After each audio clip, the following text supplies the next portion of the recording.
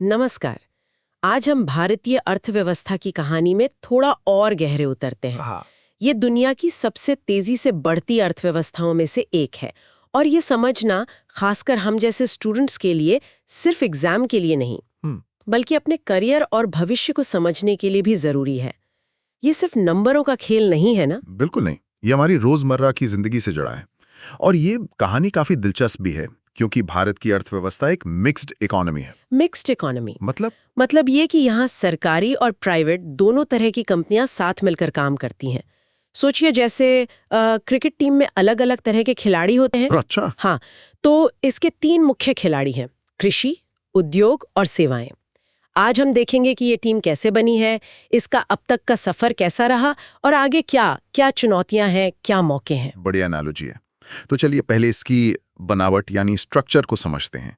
ये 3 खिलाड़ी मैदान में कहाँ-कहाँ खेलते हैं। ठीक है, तो पहला खिलाड़ी यानी प्राथमिक क्षेत्र, ये सीधे जमीन से जुड़ा है। खेती, पशुपालन, मछली पकड़ना, माइनिंग वगैरह। अच्छा, बेसिक चीजें हाँ हैं। बिल्कुल।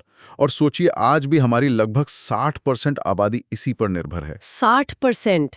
काफी ज्यादा है। हाँ है, लेकिन देश की कुल कमाई जिसे हम जीडीपी कहते हैं, उसमें इसका योगदान करीब 15 से 18% के आसपास है। ओह, अच्छा, मतलब लोग ज्यादा हैं पर कमाई का हिस्सा कम है। सही।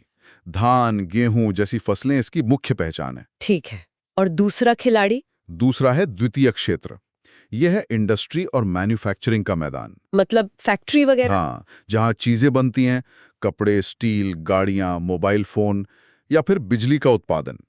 ये देश की जीडीपी में करीब 25 से 30% का योगदान देता है। अच्छा। वो जो मेड इन इंडिया टैग हम देखते हैं ना, हाँ, वो अक्सर यहीं से आता है। समझ गई। और तीसरा?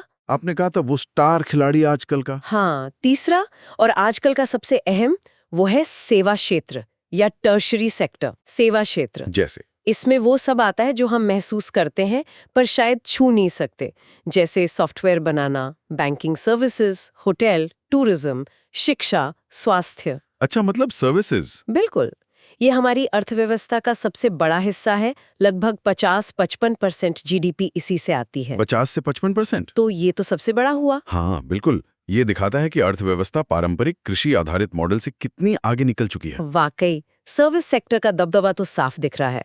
ये वैसा ही है जैसे आजकल ज्यादातर दोस्त इंजीनियरिंग या मैनेजमेंट के बाद आईटी या कंसल्टिंग में जाना चाहते हैं। हाँ, कह सकते हैं। अच्छा, अब इसकी कुछ और खासियतों पर आते हैं। मिक्स्ड इकोनॉमी के अलावा? हाँ, तो जैसा हमने कहा ये मिक्स्ड है, साथ ही ये एक विकासशील अर्थव्यवस्था भी है। विकासशील यानी डेवलपिंग? हाँ, डेवलपिंग। इसका मतलब है कि पर कैपिटा इनकम यानी प्रति व्यक्ति आय अभी भी विकसित देशों के मुकाबले कम है, लेकिन हम तेजी से आगे बढ़ रहे हैं। औद्योगिकरण तेजी से हो रहा है। यहाँ जबरदस्त विविधता है, हर राज्य की अपनी खासियत है। और सबसे अहम बात, हमारी विशाल युवा आबादी, डेमोग्राफिक डिविडेंड जिसे कहते हैं। हाँ, ये तो बहुत सुनते हैं। ये हमारी सबसे बड़ी ताकत हो सकती है, पर एक चुनौती भी है। इन युवाओं को सही स्किल्स देना, उन्हें जॉब रेडी बनाना। ये बात तो है, स्किल्स की कमी एक मुद्दा है। बिल्कुल। और एक और बात, 1991 के बाद से भारत दुनिया से काफी जुड़ गया है। ग्लोबलाइजेशन। हाँ, आपने 1991 का जिक्र किया। ये तो भारतीय अर्थव्यवस्था की कहानी में एक बड़ा टर्निंग पॉइंट माना जाता है ना? उस वक्त ऐसा क्या हुआ था? बिल्कुल बिल्कुल, वो एक तरह से अर्थव्यवस्था के लिए एक नया चैप्टर था। आज़ादी के बाद शुरुआत में सरकार का रोल ज़्यादा था, बड़ी सरकारी कंपनियां थीं, पंचवर्षीय योजनाएं थीं। हाँ, 5 ईयर प्लान्स। सही। लेकिन 1991 में एक आर्थिक संकट आया और उसके बाद उदारीकरण, निजीकरण और वैश्वीकरण यानी एलपीजी की नीतियां अपनाई गई।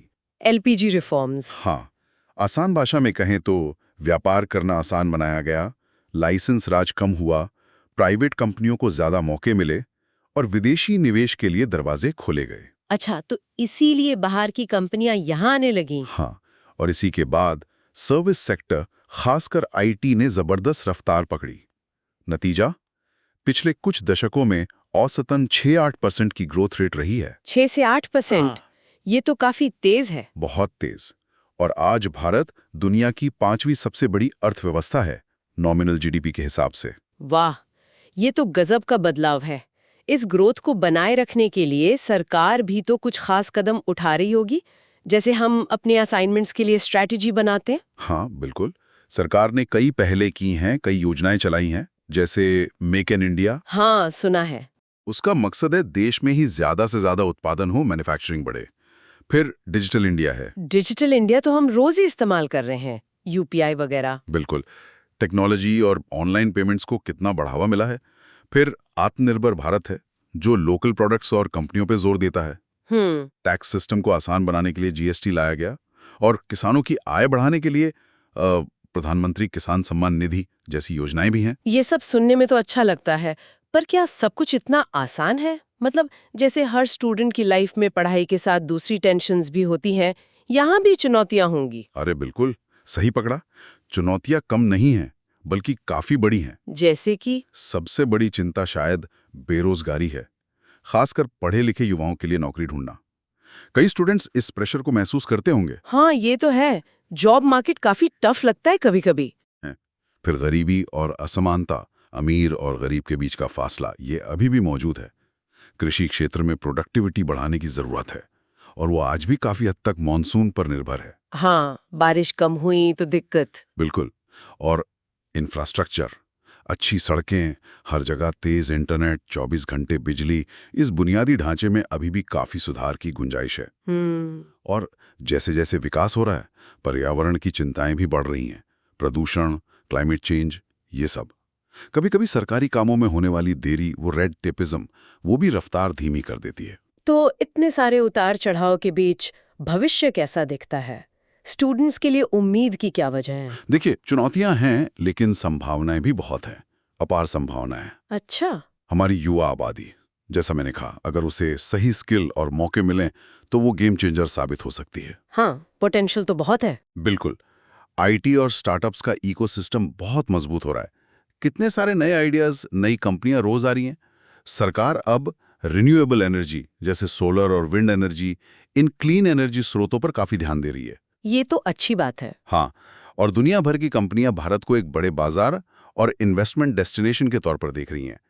नई शिक्षा नीति और स्किल इंडिया जैसे कार्यक्रम, ये सब इसी कोशिश का हिस्सा हैं कि युवाओं को भविष्य के लिए तैयार किया जाए। तो कुल मिलाकर भारतीय अर्थव्यवस्था एक बहती नदी की तरह है, जिसमें तेज धारा भी है, भंवर भी है, और आगे बढ़ने की अपार क्षमता भी। क्या बात है, बढ़िया कहा। और हम स्टूडेंट्स के लिए इसे समझना इसलिए जरूरी है क्योंकि ये सिर्फ किताबों का विषय नहीं है। ये सीधे हमारे करियर, हमारे अवसरों और हाँ, देश के भविष्य से जुड़ा है। बिल्कुल, ये सिर्फ नंबर या ग्राफ नहीं है, ये हमारी आपकी कहानी का हिस्सा है। इसे समझने से हमें देश की सामाजिक आर्थिक सच्चाइयों की बेहतर समझ मिलती है। ये हमें बेहतर नागरिक और प्रोफेशनल बनने में मदद करती है। सही कहा। अच्छा, तो जाते जाते एक सवाल सबके लिए छोड़ जाते हैं। जरूर। क्या भारत की विशाल युवा आबादी, ये जो डेमोग्राफिक डिविडेंड है, क्या ये सच में इसकी सबसे बड़ी संपत्ति बन पाएगी, या फिर स्किल्स की कमी और बेरोजगारी जैसी जो चुनौतियां हैं वो इस सुनहरे मौके पर भारी पड़ेंगी? सोचने वाली बात है। इस पर सोचिएगा जरूर।